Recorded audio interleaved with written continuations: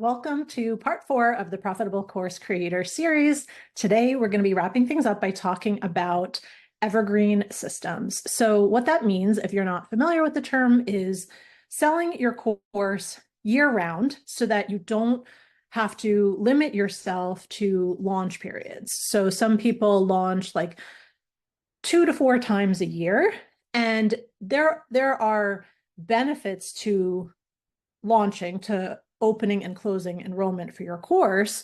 But one of the downsides of it is that your revenue from the course is limited to those times of year. And a lot of business owners prefer to have a system in place where they can sell and make money from their course 365 days a year. So I'm going to explain a little bit about how that works. Before we get started, one thing I want to note is that I do not recommend trying to go straight to an evergreen model.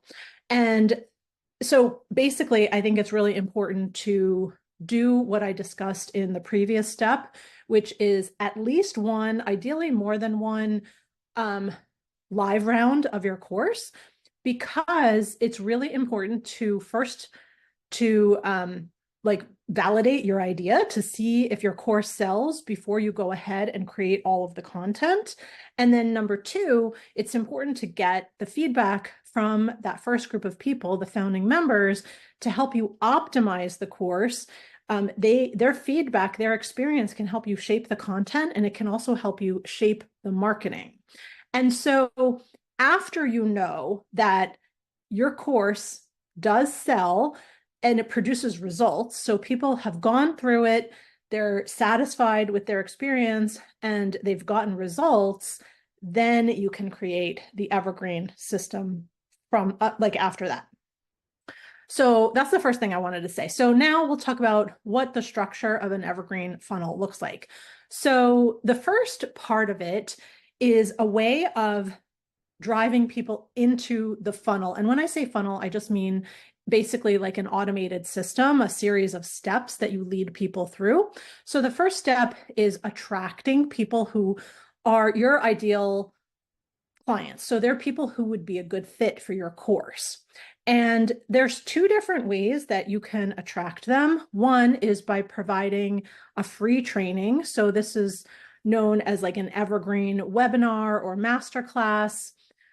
And so basically it's like a recording that you make ahead of time, and somebody signs up to watch it. So they give you their name and their email address, and they sign up to watch the webinar. You provide some value, and then at the end of the webinar, you introduce your offer, your course, as the next step for making progress in whatever area you teach. And so that's like a very traditional entry point for an evergreen funnel.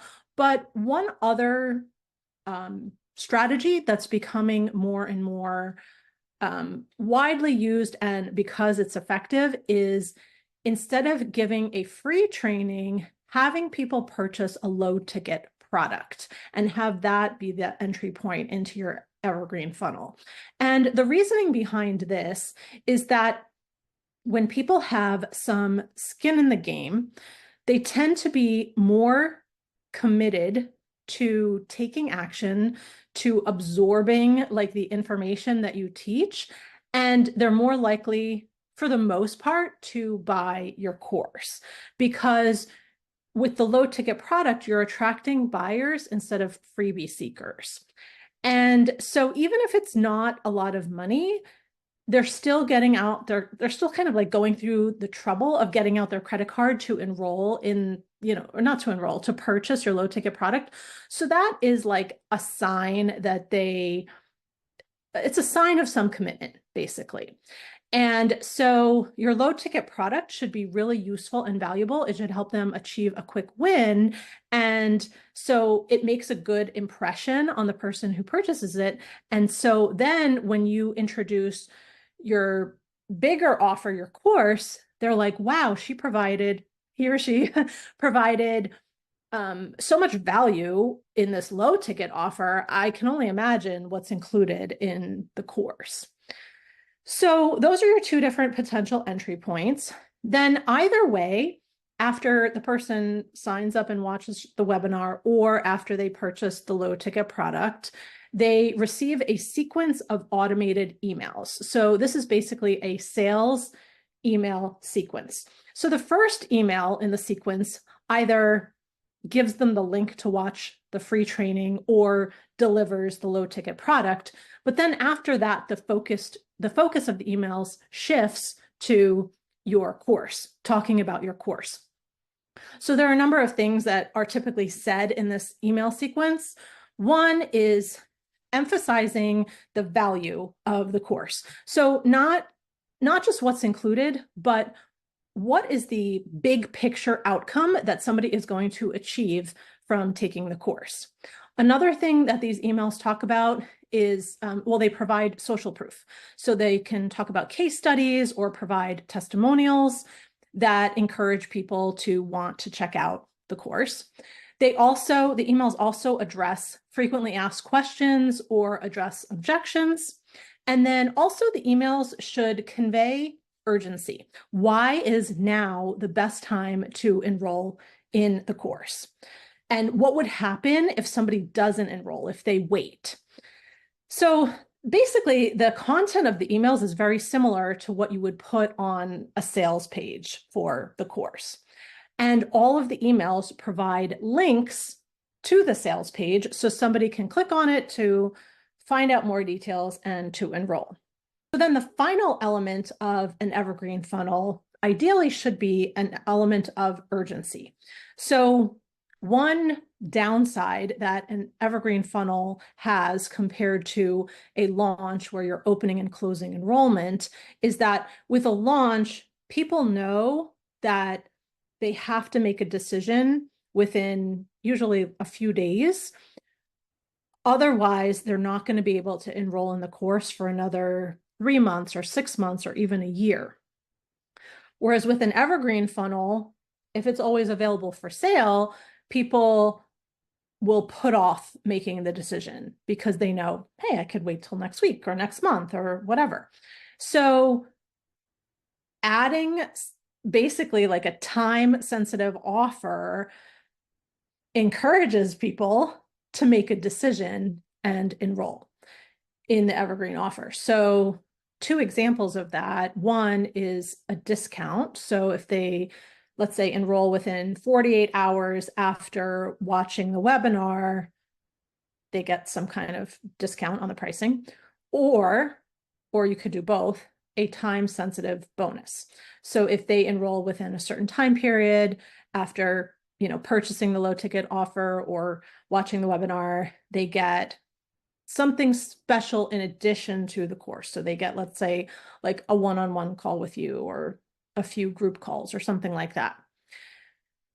But the tricky thing though, with this timer, or this time-sensitive offer, is that unlike with a live launch where everybody's going through it on the same dates, with an evergreen funnel, everybody has a different timer, right? So the person who signs up for the webinar on Monday, their 48 hours is like Monday, Tuesday, but then someone who signs up for the webinar on Wednesday, their 48 hours is Wednesday, Thursday.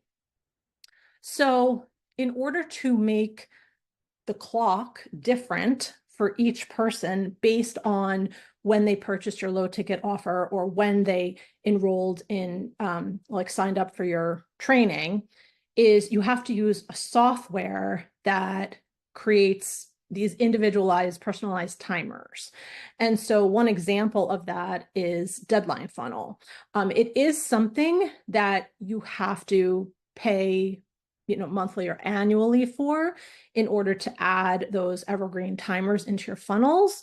However, things like that really can increase the conversions of your funnel and result in more sales. So it's worth the investment.